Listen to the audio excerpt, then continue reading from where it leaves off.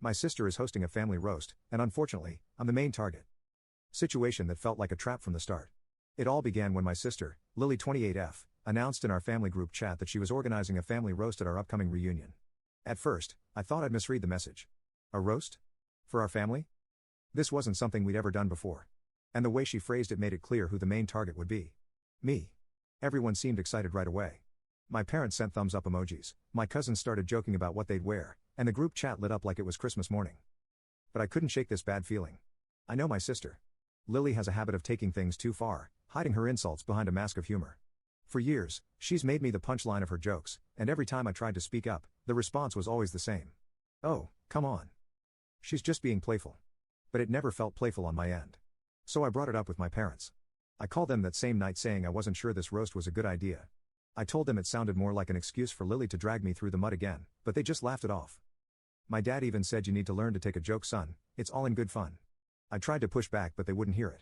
My mom said it would be a good bonding experience for the family. Bonding, sure, if that means bonding over humiliating me. So I brought it up with my parents. I called them that same night saying I wasn't sure this roast was a good idea. I told them it sounded more like an excuse for Lily to drag me through the mud again, but they just laughed it off. My dad even said, "You need to learn to take a joke, son. It's all in good fun." I tried to push back, but they wouldn't hear it. My mom said it would be a good bonding experience for the family. Bonding? Sure. If that means bonding over humiliating me. The next few days were tense. Lily kept hyping up the event in the family group chat, dropping hints about her special material. She was having way too much fun with this, and the more she talked about it, the more I felt like a cornered animal. Even my parents got in on it, making jokes like, "I hope you're ready, P. Lily's been preparing for weeks." It was clear they were all in on this, and I started feeling like I was alone in a crowd of people who couldn't see the problem. Thankfully, my girlfriend Sophie 25F noticed something was off. I hadn't even told her about the roast yet, but she could tell I was anxious. When I finally explained everything, she was as concerned as I was. Sophie knows the history here. How Lily's jokes have always had an edge to them. How she'd use family gatherings as her own personal comedy club at my expense. Sophie said it straight. You don't have to go if you're uncomfortable. Set your boundaries. I knew she was right, but the thought of backing out made me feel like a coward. I didn't want to give Lily and the rest of the family another reason to call me oversensitive. It's been this way for as long as I can remember. Growing up, it was always me versus Lily, the perfect golden child. She was funny, outgoing, and had this sharp wit that everyone adored. I was the quieter one, more reserved, and that made me an easy target. She'd say something embarrassing about me, and instead of stepping in, my parents would laugh along. They treated it like sibling rivalry, but it never felt like a fair fight. The roast just seemed like the next level of this long-standing dynamic. Despite Sophie's advice, I decided to at least try setting some boundaries. I sent Lily a private message asking her to keep the jokes light. Her response? "Oh my God. You're being so sensitive. Relax. It's going to be hilarious." She promised to tone it down, but I knew better. Her tone made it clear she wasn't taking me seriously at all. Then the rules of the roast got posted in the group chat. It was a long list, but the one part that stood out to me was this. Everyone's fair game, but we have a special guest of honor, Up. The whole thing read like a setup. I couldn't believe it. I tried once more to back out saying maybe it wasn't the best idea for me to participate, but the backlash was immediate. My mom called me sounding genuinely annoyed. "You're not backing out now.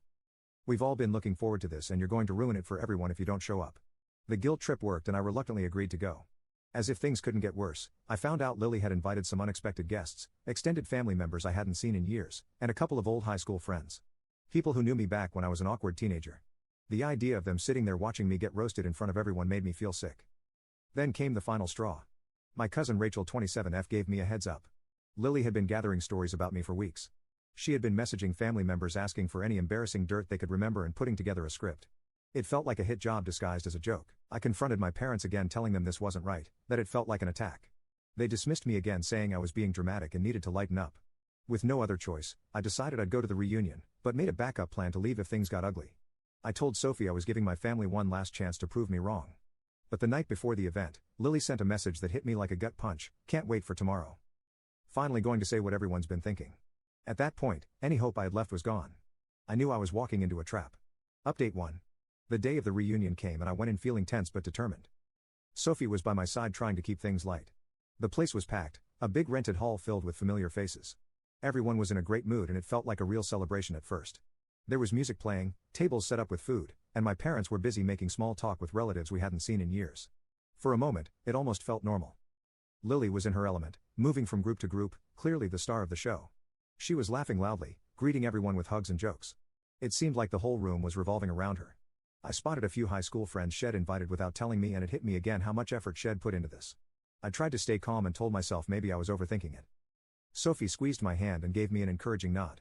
When it was time for the roast, everyone gathered around. My dad called for silence and Lily stepped up with a big grin on her face, holding a microphone. She started off with some light jokes about our parents poking fun at their quirks. Everyone laughed and I felt myself relax a little. It wasn't so bad.